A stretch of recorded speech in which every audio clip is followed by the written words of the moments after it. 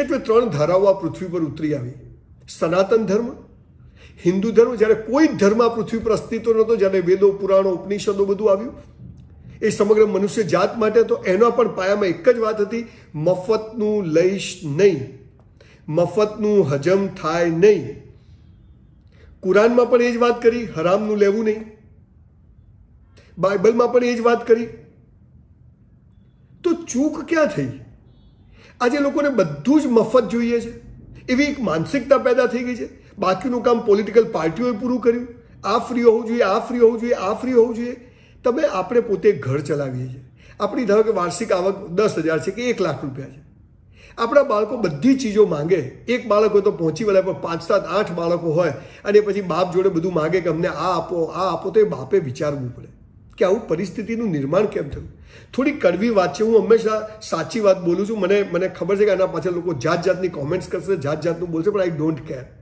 પણ જે યુવાનોને જીવનમાં પ્રગતિ કરવી છે, જે યુવાનોને જીવનમાં કંઈક કરવું છે, એમના માટે ખાસ કહું છું કે કશું જ મફત લેશો નહીં. હું તો મારા સેમિનારમાં કહું છું કે જે યુવાનોએ પ્રગતિ કરવી હોય, બાપનો 1 રૂપિયો લેતા નહીં, ઘરમાંથી નીકળી જજો. કેમ કે આ જે કમાવાની, આ પૈસા કમાવાની, જીવનમાં પ્રતિષ્ઠાની જે કીક લાગે છે ને, એ જ્યારે મફત મળવાનું શરૂ થાય ને ત્યારે આ કીક જ બંધ થઈ જાય. અને માણસ એ જે મફત મળે એમાં જીવન ગુજારતો થઈ જાય છે. અને એટલે જ આપણા ત્યાં આ પરિસ્થિતિનું નિર્માણ થયું. આપણી સામે ચાઇના છે, આટલી જ પબ્લિક છે. દુનિયાભરના દેશો ફરીએ છીએ, એમને જાણીએ છીએ, ત્યારે એમ થાય કે બધું કેમ આપણા ત્યાં માનસિકતા કેમ આવી ગઈ? એક માણસ ગમે તેમ બેઈમાની કરીને પૈસા ખવડાવીને જોબ મેળવે છે અથવા ધંધો કરે છે, એ પાછળથી થાકી જાય છે. આનું કારણ એ છે કે આપણને ઈશ્વરે જ્યાં જન્મ આપ્યો ત્યાં પરફેક્ટ આપ્યો છે. આપણે આપણી મહેનત કરવાની. હું ગરીબ હતો, કોલેજ કરી, કોઈના ત્યાં 3,400 રૂપિયામાં જોબ કરી, પછી 3,000 રૂપિયામાં 1 વર્ષ જોબ કરી, 1 ઘંટી લાવ્યો. કોઈએ મને, હું બ્રાહ્મણ છું કે હું આ જાતિનો છું એટલે મને કંઈ કશું આપ્યું નથી, અને મેં લીધું પણ નથી. મને થયું કે હું મહેનત કરીશ, બેંકમાં 100 રૂપિયા ડિપોઝિટ કરાવો તો 100 રૂપિયા જ ઉપાડવા મળે. આ સીધે સાદો હિસાબ છે. તો પછી મફતનું લેવાની આ વૃત્તિ ક્યાંથી પેદા થઈ? અને એટલે આજે તમે જુઓ 70-80 કરોડ લોકોને સરકાર ખવડાવે છે. આપણને દયા આવે. ગરીબો માટે કામ થવું જોઈએ, ગરીબો માટે યોજના થવી જોઈએ, સરકાર એવી યોજના બનાવવી જોઈએ, એવું કરવું જોઈએ કે કોઈ મફત રહે જ નહીં. પણ એના પાયામાં છે શિક્ષણ. અને સ્કૂલમાં જ એવું શિક્ષણ મળવું જોઈએ કે દરેક માણસ પોતાની આવડત પ્રમાણે કમાતો થઈ જાય. સ્કૂલોમાં થતું નથી, કોલેજોમાં થતું નથી, એટલે આગળ જઈને લોકોને બધું મફત જોઈએ છે, લાગવકો કરવી છે, જાત જાતના ફાયદાઓ લેવા છે. નાત, જાત, ધર્મ, સંપ્રદાયના નામે લોકો આ બધા ફાયદાઓ લેવાની વાત કરે છે. કશું ના મળે તો આર્થિક રીતે અમે આવા છીએ માટે અમને લાભ આપો. હાથ જોડીને કહું છું, મારો કોઈ, હું આ ચીજોમાં માનતો જ નથી. હું ચોક્કસ એવું માનું છું કે જે યુવાનો ગમે તે ધર્મ જાતિનો હોય, ગમે તેવા ગરીબ ઘરમાં જન્મ્યો, પણ એકવાર એ નક્કી કરે કે હું મહેનત કરીશ, 1 રૂપિયો મફતનો લઈશ નહીં, એક નાનકડી વસ્તુ પણ હું મફતમાં લઈશ. સરકાર તો આપશે, એમને સરકારી બધા ફાયદાઓ લેવા એટલે આપણને બધું આપે. હું નહીં લઉં, ભૂખે મરી જઈશ. આ પાવર જ્યારે આવે છે ને, ત્યારે અંદરની અગ્નિ જાગે છે અને પછી માણસ દોડે છે. મારા કેટલાય મિત્રો, દરેક ધર્મ, જાતિ, સંપ્રદાયના મારા મિત્રો છે, જેમને ઘરમાં ખાવાની તકલીફ હતી. આજે મહેનતથી આ બળે લોકો બિલકુલ પગભર થયા છે. અને સમાજ માટે એ તમામ જાતિમાંથી, દરેક કોમમાંથી, દરેક ધર્મ સંપ્રદાયમાંથી. એટલે હું યુવાનોને કહું છું કે જો કીક લગાડવી હોય, જીવનમાં કંઈક કરવું હોય, તો મફતનું લેવું નથી. મહેનત કરવી છે. ભગવાનને બી જખ મારીને આપવું પડે. એના માટે એને કોઈ નાત, જાત, ધર્મ, સંપ્રદાય નથી બનાવ્યા. પણ આપણે લાભ લેવા માટે આપણી જાતને ઓછી સમજીએ, આપણી જાતને ગમે તેમ સમજીએ, અને પછી આપણે કહીએ કે આ દુનિયા આવી છે. માફ કરજો, પણ આપણે એક જ ચીજ, ધર્મગ્રંથો જે કહે છે કે મફતનું જોઈતું નથી, મહેનત કરવી છે. ઈશ્વરે બધાને સરખા બનાવ્યા છે. ઈશ્વર બધા માટે સરખો છે. એ કોઈ ધર્મ, જાતિ, સંપ્રદાય માટે ભેદભાવ કરતો નથી. જે લોકો ભેદભાવ કરે છે એમની પણ ઈશ્વર પથારી ફેરવી નાખે છે. ફરી ગઈ. કેટલાય લોકો, અસ્તિત્વ મટી ગયા લોકોના, જે લોકોએ આ ભેદભાવ કર્યા. માટે ભેદભાવથી ઉપર જઈ અને હું મહેનત કરીશ, હું લારી ચલાવીશ, હું ગમે તેવું નાનું કામ કરીશ, પણ હું ખોટું નહીં કરું, હું મફતનું નહીં લઉં, હું ચોરી નહીં કરું, હું લાગવકો નહીં કરું. આ ભાવના જ્યારે પેદા થશે ને આ દેશના યુવાનોમાં, ત્યારે દેશ જોરદાર પ્રગતિ કરશે. અને દેશ એટલે શું? યુવાનોનું જોડ. 65 કરોડ યુવાનો છે. 1 ગોલ્ડ મેડલ આવે કે 2 સિલ્વર મેડલ આવે, ખાલી પેલા ભાલો ફેંક્યો 500 કરોડનો આસામી થયું, કરો ને, પણ આપણે કરવું કશું નથી. પાનના ગલ્લે ઊભા ઊભા આપણે ચર્ચાઓ કરવી છે, આ દેશમાં આમ છે, આ પાર્ટી આવું કરે છે, આ પાર્ટી આવું કરે છે, હવે આ પાર્ટી આવશે એટલે બધું સોનાનું થઈ જશે. કશું નહીં થાય. આપણે ત્યાંના ત્યાં રહીશું. ઊંધું ઘાલીને મહેનત કરવાની જરૂર છે, સંસ્કારથી જીવવાની જરૂર છે, જીવનમાં વ્યસનોથી દૂર રહેવાની જરૂર છે. અને તો આ લોહીમાં એકવાર નક્કી કરશો કે મફતનું લેવું નથી, આ જ્યારે નક્કી થઈ જશે ને ત્યારે બધા જ લોકોની પ્રગતિ શરૂ થશે. ભગવાન સમજી જશે આ મારી ઓરિજિનલ નોટ છે, મેં એને કર્મ પ્રમાણે જ્યાં જન્મ આપ્યો, પણ હવે એનો ધર્મ બરાબર નિભાવે છે.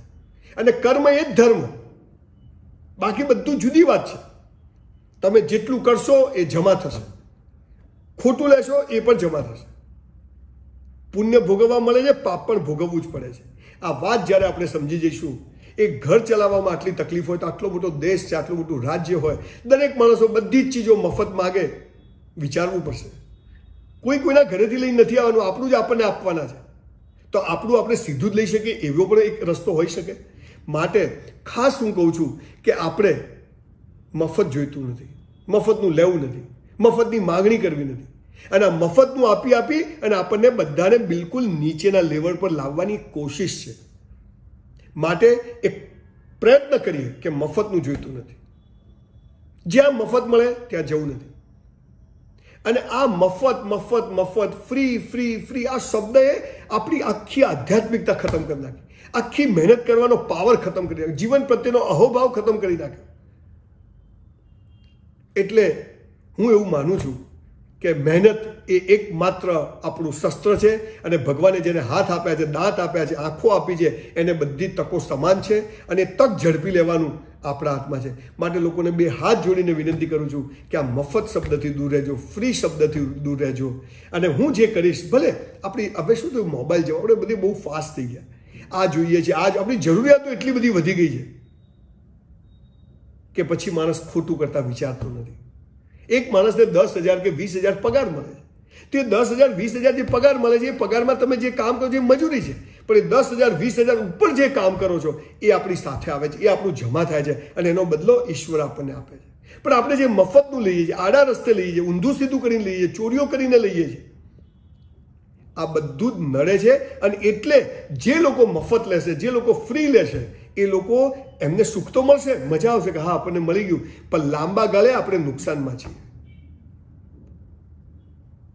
એટલે આખો જુદો વિષય છે, બહુ મોટો વિષય છે. પણ ઘણા બધા યુવાનો મને કહેતા કે સાહેબ આ મફત હોવું જોઈએ, આ મફત હોવું જોઈએ, આ મફત હોવું જોઈએ, આ ફ્રી હોવું જોઈએ. ત્યારે મને મનમાં હસવું થયું કે મારો વિરોધ પણ થશે કે આ તો સંજયભાઈ આના વિરોધી છે, આના. એવું નથી, હું પણ ગરીબ હતો, પણ મફત કશું લીધું નથી, મહેનત કરી છે. અને જેટલા લોકો ઇતિહાસ લખ્યા છે, જેટલા લોકો ટોપ પર પહોંચ્યા છે, એ બધા પોતાની મહેનતથી આ બળે ઉપર પહોંચે છે. એમણે કશું સમાજનું મફત નથી લીધું કે સરકારનું મફત નથી લીધું, એ મહેનત કરીને પહોંચ્યા, અને એટલે એમના ઇતિહાસ લખાયા છે. એટલે ફરીથી બે હાથ જોડીને કહું છું, હું પણ ગરીબ હતો, એક જોડી ડ્રેસ હતો, પગમાં સ્લીપર નહોતા, દફતર નહોતું, પેલી પતરાની પેટી કલર કરેલી 12-15 રૂપિયાની સ્કૂલ બેગમાં લઈ જતો, લોકો હસતા હતા. સાયકલની ટ્યુબ બદલવાના પૈસા ન હોય, સ્કૂટર લીધું, સ્કૂટર રિપેરિંગ કરાવવાના પૈસા ન હોય. જિંદગીના 20-25 વર્ષ કાઢ્યા, પણ થાક્યો નહીં, લાગેલો રહ્યો, મહેનત કરી. ગુજરાતીમાં કહેવાય છે વળગેલા રહેવું, અહીં નહીં તો અહીં, અહીં નહીં તો અહીં, કરે જવું.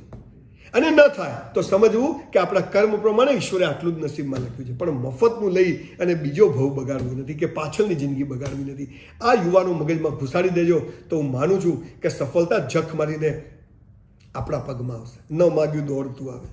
એટલે આધ્યાત્મિકતાની સાથે, સ્પિરિચ્યુઆલિટીની સાથે સખત મહેનત કરીશું. અને કશું જ મફત નથી જોઈતું, મા બાપનું પણ નથી જોઈતું. હું તો ત્યાં સુધી યુવાનોને કહું છું કે જીવનમાં કંઈક કરવું હોય તો મા બાપનું પણ લેશો નહીં. જુઓ સાલી દોડવાની, શૂન્યમાંથી સર્જન કરવાની મજા છે.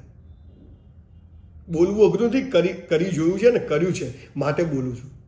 એટલે જો કીક લગાડવી હોય જીવનમાં, પ્રગતિની કીક લગાડવી હોય, બિઝનેસની કીક લગાડવી હોય, તો મફતનું લેવાની આદત છોડી દો, મફતનું માગવાની આદત છોડી દો. અને એક જ વાત, મહેનત કરવી છે. ઈશ્વરે હાથ આપ્યા છે. જુઓ સાહેબ, જેના હાથ નથી હોતા ને એનું નસીબ હોય છે. જેને જીભ નથી ને એની પણ પ્રાર્થના ઈશ્વર સાંભળે છે. આખું જુદું ગણિત છે. આપણે બધા બીજી બાજુ દોડવા માંડ્યા, તું કર સકતે હો, તું એ કર સકતે હો, એમ કરી કરીને આપણે પાગલ થઈ ગયા. કશું કરવાની જરૂર નથી. સખત મહેનત, જે દિશામાં સૂજે દિશામાં, અને ઈશ્વર પરની અતૂટ શ્રદ્ધા, કશું જ અશક્ય નથી. આપણી લાયકાત અને આપણી યોગ્યતા પ્રમાણે ઈશ્વર આપી દે છે. અને નહીં હોય ને લીધું હશે તો ઈશ્વર પાછા એ જ જગ્યાએ ઝીરોમાંથી લાવી દેતા વિચાર નહીં કરે. આ દેશમાંથી કરોડોપતિ બિઝનેસમેનો ભાગી